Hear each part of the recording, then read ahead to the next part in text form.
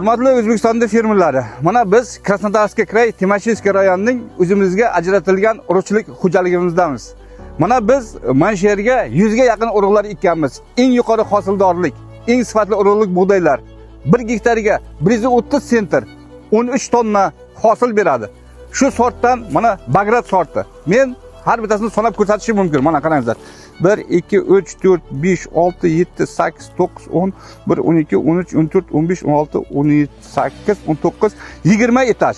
Har bitta boshoqda 120 dona don bor. Mana shu bug'doylarni biz 2 yildan beri O'zbekistonga eksport qilamiz. Samarqand viloyati, Jizzax viloyati, Qashqadaryo viloyati, Surxondaryo viloyatiga. Marhamat, videoni oxirigacha ko'ring. Mana shu O'zbekiston fermerlaridan eshiting o'zingiz. Assalomu alaykum. Hurmatli fermerlar, kasbdoshlarim.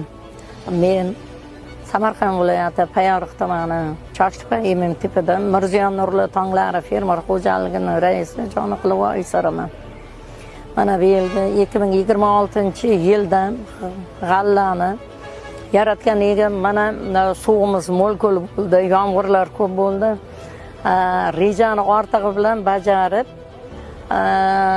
davlatning oldimizga qo'ygan rejasini bajarib, yana zaxiraga topshirish uchun mana bugun shu yerda turibman. Meni 20 gektar ekkanmiz. 20 gektar 100 tonna plan qo'yilgan, 100 tonna. 100 tonnani bajardim. Yana qolgan g'allam ko'p.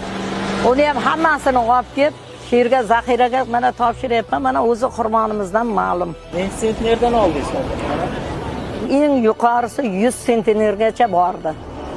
Mana shu Rossiyadan kelgan navimiz bor, Bagrat degan navlarimiz bor, Alekseyevich degan namlarimiz bor.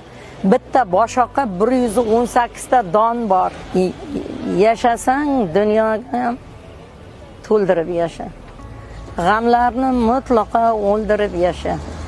Do'stlar quvonsin, dushmanlar yonsin, dunyoda borliging bildirib yasha. Siz videoni ko'rgan bo'lsangiz, O'zbekistonda fermerlaridan bizga murojaat qiling. Biz 100 ga yaqin eng yuqori hosildorlik, eng sifatli urug'lik bug'doyni biz O'zbekistonning har qanday fermeriga dastavka qilib berishimiz mumkin, eng ishonchli urug'lik bug'doyni.